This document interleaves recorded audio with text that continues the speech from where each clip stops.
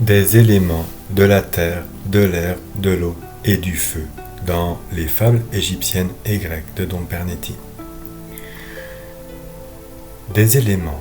La nature n'employa donc dès le commencement que deux principes simples dont tout ce qui existe fut formé, savoir la matière première passive et l'agent lumineux qui lui donna la forme.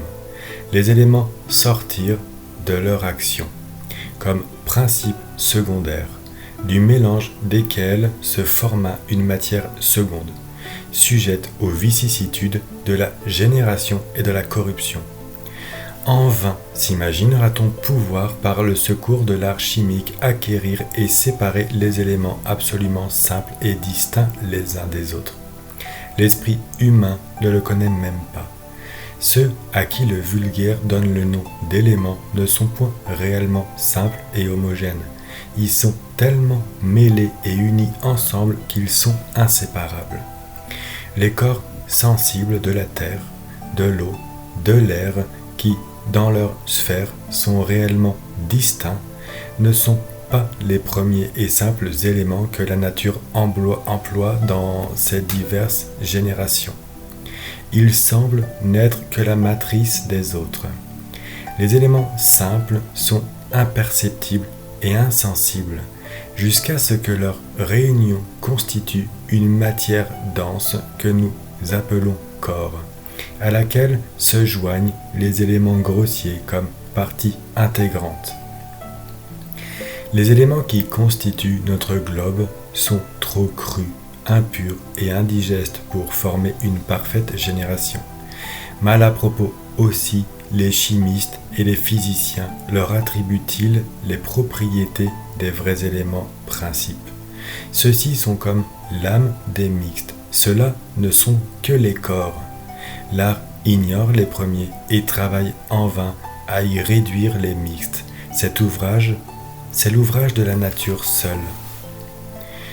Sur ces principes, les anciens philosophes distinguèrent les éléments en trois seulement, et feignirent l'univers gouverné par trois frères, enfants de Saturne, qu'ils dirent fils du ciel et de la terre. Les Égyptiens, chez qui les anciens philosophes grecs avaient puisé leur philosophie, regardaient Vulcain comme père de Saturne. Si nous en croyons Diodore de Sicile, c'est sans doute la raison qui put les déterminer à ne pas mettre le feu au nombre des éléments. Mais comme ils supposaient que le feu de la nature, principe du feu élémentaire, avait sa source dans le ciel, ils en donnèrent l'empire à Jupiter et pour sceptre et marque distinctive, ils l'armèrent d'une foudre à trois pointes et lui associèrent pour femme sa sœur Junon, qu'ils feignirent présider à l'air. Neptune fut constitué sur la mer et Pluton sur les enfers. Les poètes adoptèrent ces idées des philosophes qui, connaissant parfaitement la nature, jugèrent à propos de la distinguer seulement en trois, persuadés que les accidents qui distinguent la basse région de l'air et de la supérieure ne fournissaient pas une raison suffisante pour en faire une distinction réelle, et n'y remarquaient qu'une différence de sec et d'humide, de chaud et de froid mariés ensemble, ce qui leur fit imaginer les deux sexes dans le même élément. Chacun des trois frères avait un sceptre à trois pointes pour marque de son empire, et pour donner à entendre que chaque élément, tel que nous le voyons, est un composé des trois. Ils étaient proprement frères, puisqu'ils étaient sortis du même principe, fils du ciel et de la terre, c'est-à-dire la première matière animée dont tout a été fait. Pluton est appelé le dieu des richesses et le maître des enfers parce que la terre est la source des richesses et que rien ne tourmente les hommes comme la soif des richesses et l'ambition. Il n'est pas plus difficile d'appliquer le reste de la fable à la physique. Plusieurs auteurs se sont exercés sur cette matière et ont comme démontré que les anciens ne se proposaient que d'instruire par l'invention de ces fables. Les philosophes hermétiques qui se flattent d'être les vrais disciples et les imitateurs de la nature firent une double application de ces principes, voyant dans les procédés et les progrès du grand œuvre les opérations de la nature comme dans un miroir. Ils ne se distinguèrent plus les uns des autres et les expliquèrent de la même manière. Ils comparèrent alors tout ce qui se passe dans l'œuvre au progrès successif de la création de l'univers, par une certaine analogie qu'ils crurent y remarquer. Est-il surprenant que toute leur fiction ait eu ces deux choses pour objet ? Si l'on y faisait réflexion, on ne trouverait pas tant de ridicule dans leurs fables. S'ils personnifiaient tout, c'était pour rendre leurs idées plus sensibles, et l'on reconnaîtrait bientôt que les actions ridicules et licencieuses qu'ils attribuaient à ces prétendus dieux n'étaient que des opérations de la nature que nous voyons tous les jours sans y faire assez attention. Voulant ne s'expliquer que par allégorie, pouvait-il supposer les choses autrement faites et par d'autres acteurs ? Notre ignorance dans la physique ne nous donne-t-elle point le sot privilège de nous moquer d'eux et de leur imputer le ridicule qu'ils feraient peut-être aisément retomber sur nous s'ils étaient sur la terre pour s'expliquer dans le goût du siècle présent. L'analyse des mixtes ne nous donne que le sec et l'humide, d'où l'on doit conclure qu'il n'y a que deux éléments sensibles dans le composé des corps, savoir la terre et l'eau. Mais la même expérience nous montre que les deux autres y sont cachés. L'air est trop subtil pour frapper nos yeux. L'ouïe et le toucher sont les seuls sens qui nous démontrent son existence. Quant au feu de la nature, il est impossible à l'art de le manifester autrement que par ses effets. De la terre. La terre est froide de sa nature parce qu'elle participe plus de la première matière opaque et ténébreuse. Cette froideur en fait le corps le plus pesant, comme le plus dense, et cette densité la rend moins pénétrable à la lumière, qui est le principe de la chaleur. Elle a été créée au milieu des eaux, avec lesquelles elle est toujours mêlée, et le Créateur semble ne l'avoir rendue aride dans sa superficie que pour la rendre propre au séjour des végétaux et des animaux. Le Créateur a fait la terre spongieuse afin que l'air, l'eau et le feu y eussent un accès plus libre, et que le feu interne qui lui fut infusé par l'Esprit de Dieu avant la formation du soleil put du centre à la superficie pousser par ses pores les vertus des éléments et exhaler ces vapeurs humides qui corrompent les semences des choses par une légère putréfaction et les préparent à la génération. Ces semences ainsi disposées reçoivent alors la chaleur céleste et vivifiante, l'attirent même par un amour magnétique. Le germe se développe et la semence produit son fruit. La chaleur propre au sein de la terre n'est propre qu'à la corruption.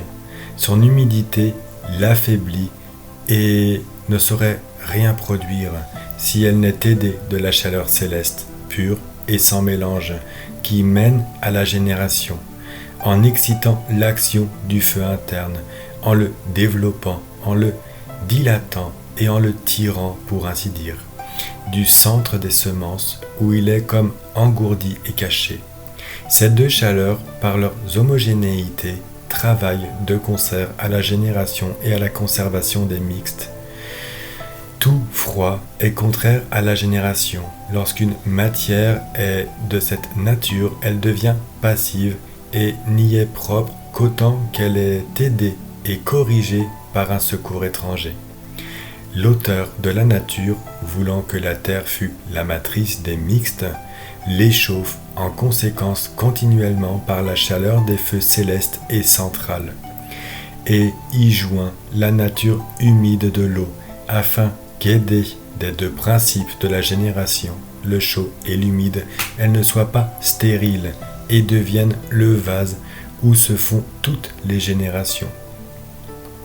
On dit par cette raison que la terre contient les autres éléments. Elle peut être divisée en terre pure et terre impure. La première est la base de tous les mixtes et produit tout par le mélange de l'eau et l'action du feu. La seconde est comme l'habit de la première. Elle entre comme partie intégrante dans la composition des individus.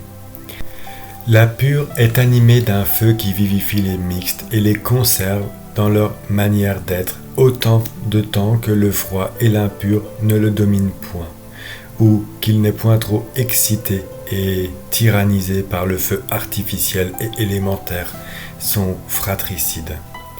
Ce qui est visible dans la terre est fixe, et ce qui est invisible est volatile. De l'eau. L'eau est d'une nature de densité qui tient le milieu entre celle de l'air et celle de la terre. Elle est le menstru de la nature et le véhicule des semences. C'est un corps volatile qui semble fuir les atteintes du feu et s'exhale en vapeur à la chaleur la plus légère. Il est susceptible de toutes les figures et plus changeant que Protée. L'eau est un mercure qui, prenant tantôt la nature d'un corps terra aqueux, tantôt celle d'un corps aqua aérien, attire et va chercher les vertus des choses supérieures et inférieures. Il devient par ce moyen le messager des dieux et leur médiateur. C'est par lui que s'entretient le commerce entre le ciel et la terre. Un flegme onctueux est répandu dans l'eau. Monsieur Heller l'a fort bien reconnu dans ses observations. Une eau, dit-il, très purifiée et très dégagée de toutes les parties hétérogènes, à la manière des chimistes vulgaires, peut suffire à la végétation. Elle fournit la terre, base de la solidité des plantes. Elle répand même dans elle cette partie inflammable, huileuse ou résineuse qu'on y trouve. Que l'on prenne une terre après avoir été lessivée et desséchée au feu, dans laquelle on sera assuré qu'il n'y a aucune semence de plante, qu'on l'expose à l'air dans un vase et que l'on ait soin de l'arroser d'eau de pluie. Elle produira des petites plantes en grand nombre. Preuve qu'elle est le véhicule des semences. Comme l'eau est d'une nature plus approchante de la nature de la première matière du monde, elle en devient aisément l'image. Le chaos, d'où tout est sorti, était comme une vapeur ou une substance humide semblable à une fumée subtile. La lumière l'ayant rarifiée, les cieux se formèrent de la portion la plus subtile. L'air de celle qui l'était un peu moins, l'eau élémentaire de celle qui était un peu plus grossière, et la terre de la plus dense, et comme des fesses. L'eau, participant donc de la nature de l'air et de la terre, se trouve placée au milieu. Plus légère que la terre et moins légère que l'air, elle est toujours mêlée avec l'un et l'autre. À la moindre raréfaction, elle semble abandonner la terre pour prendre la nature de l'air. Est-elle condensée par le moindre froid? Elle quitte l'air, elle va se réunir à la terre. La nature de l'eau est plutôt humide que froide, parce qu'elle est plus rare et plus ouverte à la lumière que n'est la terre. L'eau a conservé l'humidité de la matière première et du chaos. La terre en a rendu la froideur. La siccité est un effet du froid comme de la chaleur et l'humidité est le principe sujet sur lequel le chaud et le froid agissent. Lorsque celui-ci est vif, il condense, il dessèche l'humide. Nous le voyons dans la neige, la glace, la grêle. De là vient la chute des feuilles en automne. Le froid augmente-t-il? L'hiver succède. L'humide se coagule dans les plantes. Les pores se resserrent, les tiges deviennent faibles, faute de nourriture, elles sèchent enfin. Si l'hiver est rigoureux, il porte la siccité jusqu'à dans les racines. Il attaque l'humide vital. Les plantes périssent. Comment peut-on dire après cela que le froid est une qualité de l'eau, puisqu'il est son ennemi, et que la nature ne souffre pas qu'un élément agisse sur lui-même? On parle, semble, un peu plus correctement quand on dit que le froid a brûlé les plantes. Le froid et le chaud brûlent également, mais d'une manière différente, la chaleur en dilatant et le froid en resserrant les parties du mixte. Ce que l'eau nous présente de visible est volatile, son intérieur est fixe, l'air tempère son humidité. Ce que l'air reçoit du feu, il le communique à l'eau, celle-ci à la terre. On peut diviser cet élément en trois parties, le pur, le plus pur et le très pur. De celui-ci, les cieux ont été faits du plus pur, l'air, et le simplement pur est demeuré dans sa sphère. C'est l'eau ordinaire qui ne forme qu'un même globe avec la terre. Ces deux éléments réunis sont tout, parce qu'ils contiennent les deux autres. De leur union naît un limon dont la nature se sert pour former tous les corps. Ce limon est la matière prochaine de toutes les générations. C'est une espèce de chaos où les éléments sont comme confondus. Notre premier père a été formé de limon, de même que toutes les générations qui s'en sont suivies. Du sperme et du menstru se forme un limon, et de ce limon un animal. Dans la production des végétaux, les semences se putréfient et se changent en limon avant de germer. Il se consolide ensuite et se raffermit encore végétal. Dans la génération des métaux, le soufre et mercure se résolvent en une eau visqueuse qui est un vrai limon. La décoction coagule cette eau, la fixe plus ou moins, et il en résulte des minéraux et des métaux. Dans l'œuvre philosophique, on forme d'abord un limon de deux substances ou principes, après les avoir bien purifiés, comme les 4 éléments s'y trouvent. Le feu préserve la terre de submersion et de dissolution entière. L'air entretient le feu, l'eau conserve la terre contre les atteintes violentes de ce dernier, et agissant ainsi les uns sur les autres de concert, il en résulte un tout harmonique, qui compose ce qu'ils appellent la pierre philosophale et le microcosme. De l'air.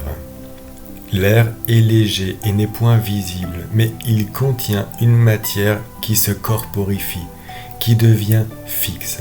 Il est d'une nature moyenne entre ce qui est au-dessus et au-dessous de lui. C'est pourquoi il prend facilement les qualités de ses voisins. De là viennent les changements que nous éprouvons dans les basses régions, tant du froid que de la chaleur. L'air est le réceptacle des semences de tout, le crible de la nature par lequel les vertus et les influences des autres corps nous sont transmises.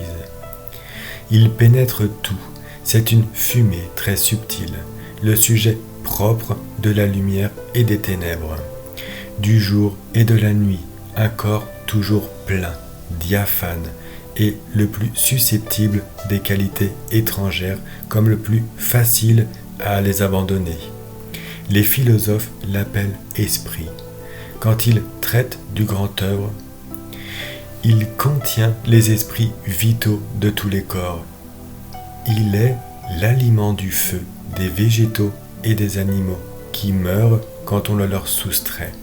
Rien ne naîtrait dans le monde sans sa force pénétrante et altérante, et rien ne peut résister à sa raréfaction.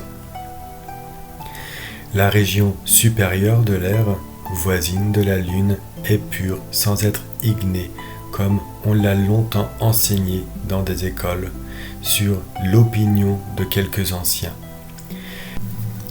Sa pureté n'est souillée par aucune des vapeurs qui s'élèvent de la basse. La moyenne reçoit les exhalations sulfureuses les plus subtiles débarrassées des vapeurs grossières. Elles y errent et s'y allument de temps en temps par leurs mouvements et les différents chocs qu'elles subissent entre elles. Ce sont les diverses météores que nous y apercevons. Dans la basse région s'élèvent et se ramassent les vapeurs de la terre. Elles s'y condensent par le froid et retombent par leur propre poids.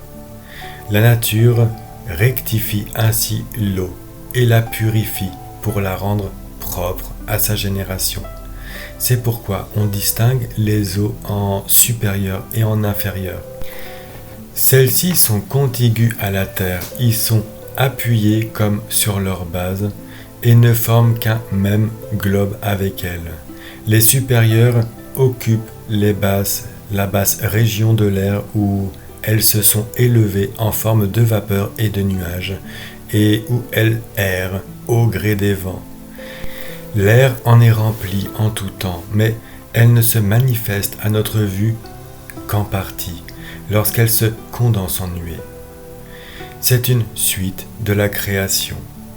Dieu répara les eaux du firmament et celles qui étaient au-dessus.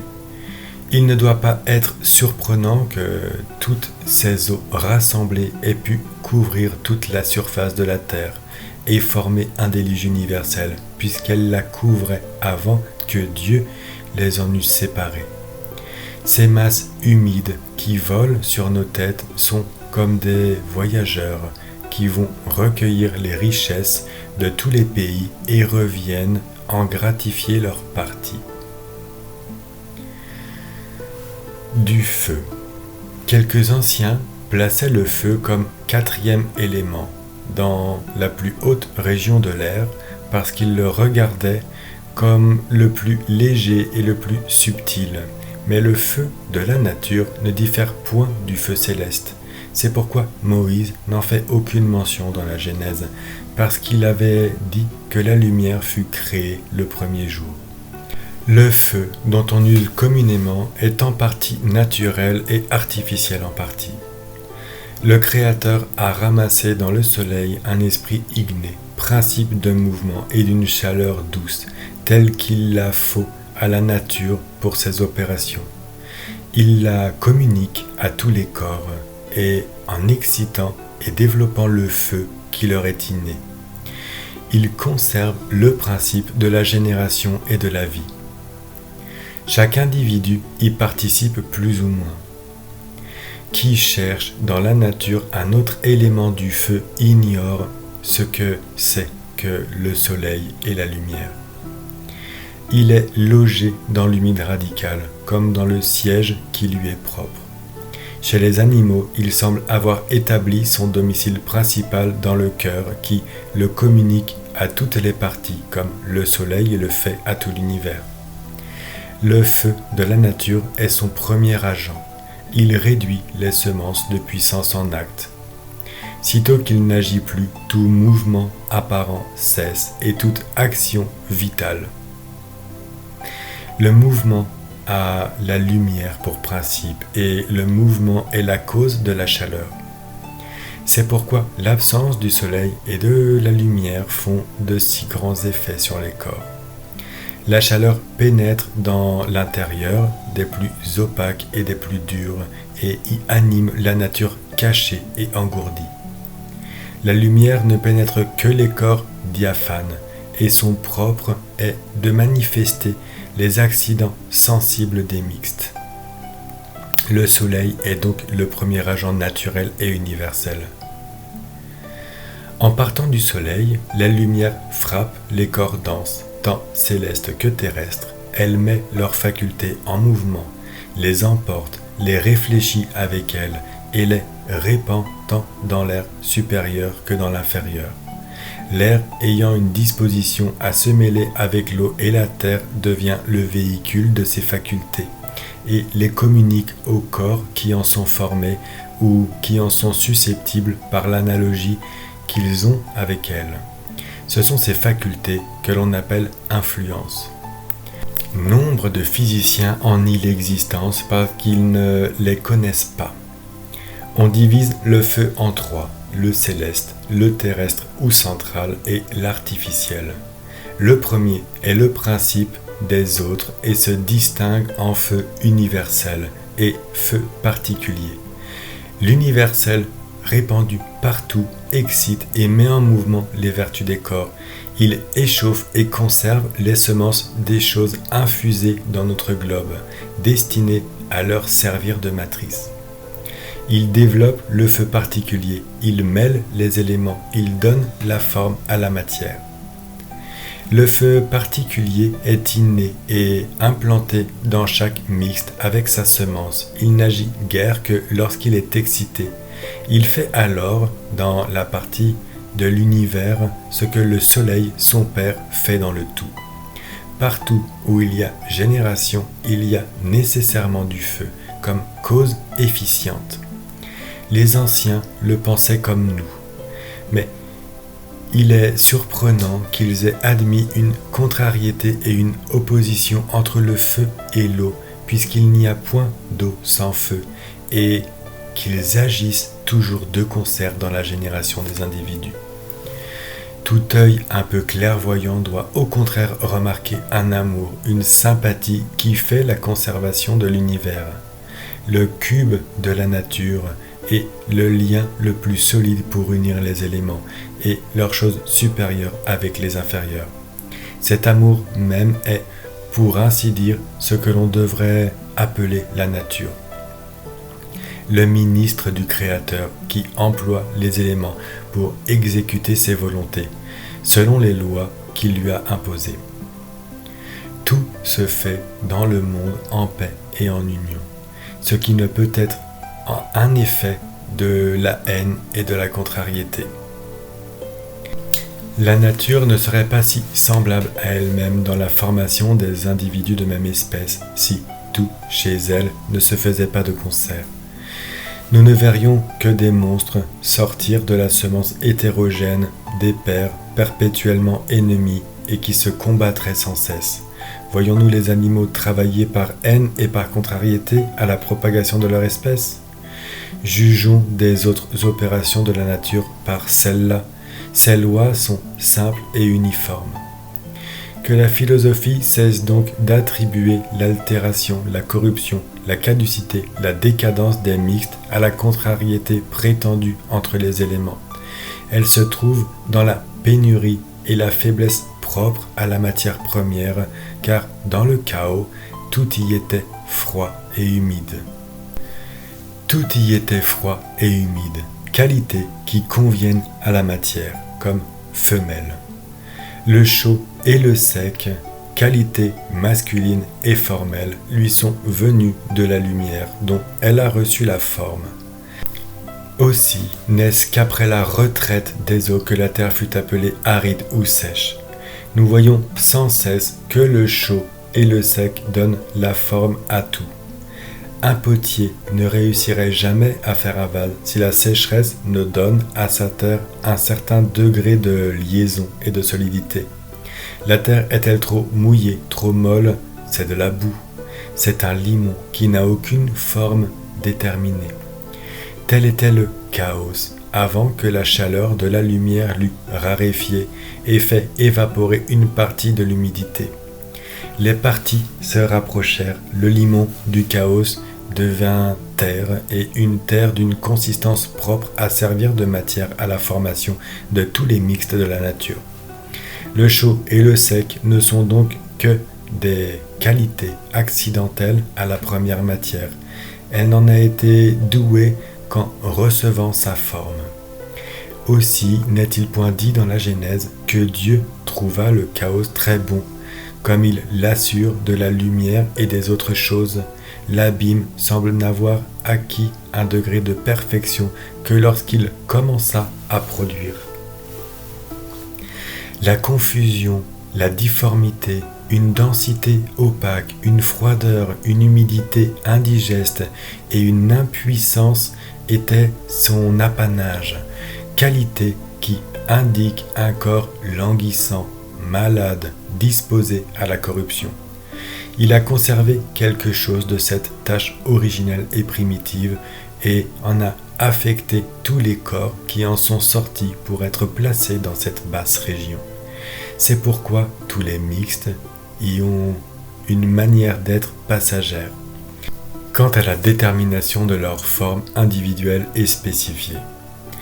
Quelques opposés que semblent être la lumière et les ténèbres depuis qu'elles ont concouru l'une comme agent, l'autre comme patient à la formation de l'univers, elles ont fait dans ce concours de leurs qualités contraires un traité de paix presque inaltérable qui a passé dans la famille homogène des éléments, d'où s'en est suivie la génération paisible de tous les individus. La nature se plaît dans la combinaison et fait tout par proportion, poids et mesure, et non par contrariété. Chaque élément a en propre une des qualités dont nous parlons.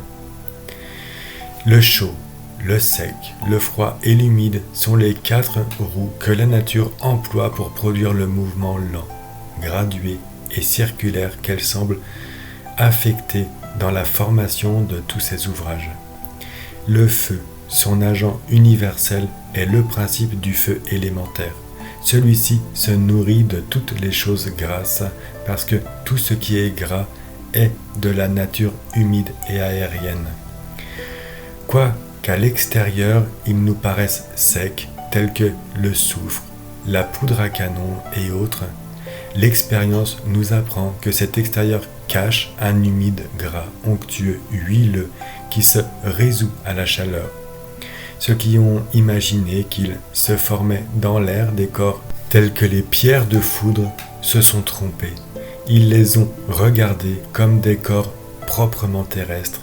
C'est une matière qui appartient à l'élément grossier de l'eau, une humeur grasse, visqueuse, renfermée dans les nuages comme dans un fourneau, où elle se condense en se mêlant avec des exhalaisons sulfureuses.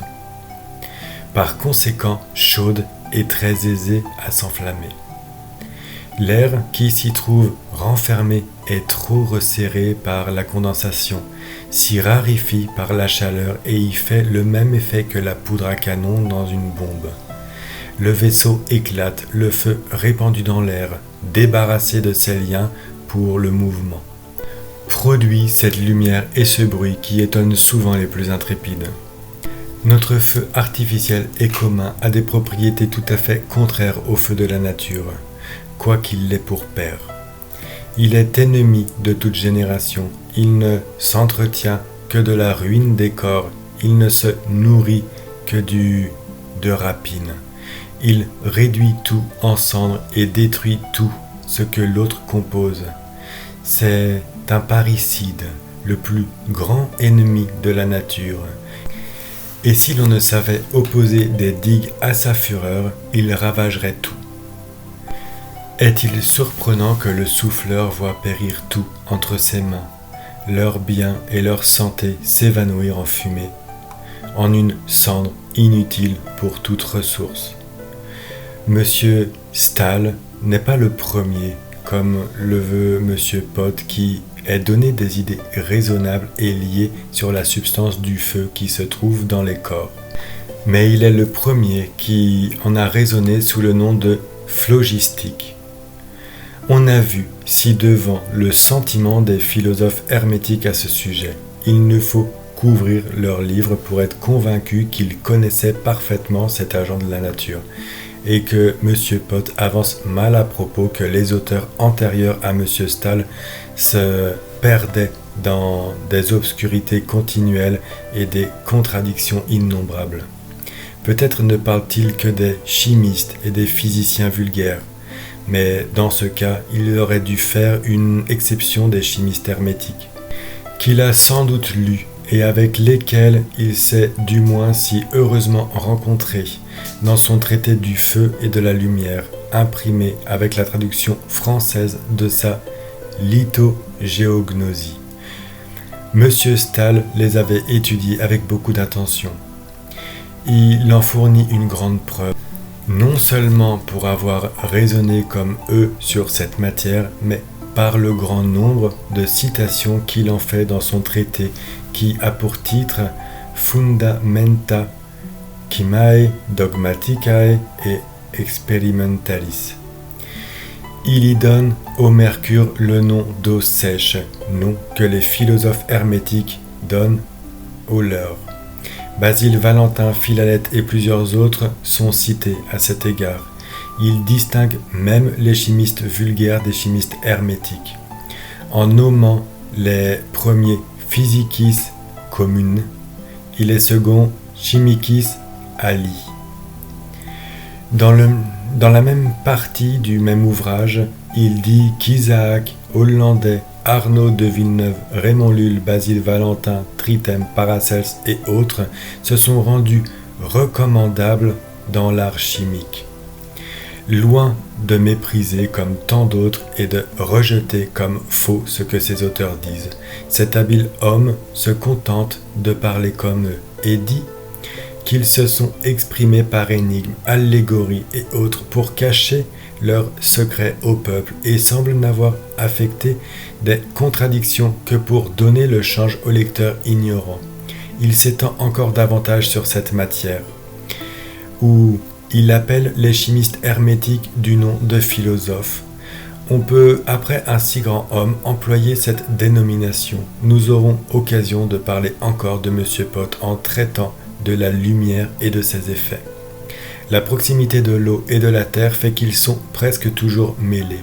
L'eau délaye la terre, celle-ci épaissit à l'eau. Ils s'en forment du limon. Si l'on expose ce mélange à une chaleur vive, chaque élément visible retourne à sa sphère et la forme du corps se réduit. Placée entre la terre et l'air, l'eau est proprement la cause des révolutions, du désordre, du trouble, de l'agitation et du renversement que l'on remarque dans l'air et la terre. Elle obscurcit l'air par de noires et dangereuses vapeurs. Elle inonde la terre, elle porte la corruption dans l'un et dans l'autre, et par son abondance ou sa disette, elle trouble l'ordre des saisons et de la nature. Elle fait enfin autant de maux que de bien. Quelques anciens disaient que le soleil présidait particulièrement au feu, et la lune à l'eau, parce qu'ils regardaient le soleil comme la source du feu de la nature, et la lune comme le principe de l'humide. Ce qui a fait dire à Hippocrate que les éléments du feu et de l'eau pouvaient tout, parce qu'ils renferment tout. Si vous avez aimé cet audio, n'hésitez pas à nous le faire savoir en mettant un j'aime et à vous abonner à la chaîne, ce qui motive à la création de nouveaux audios. Je vous remercie pour votre attention. Je vous dis à bientôt.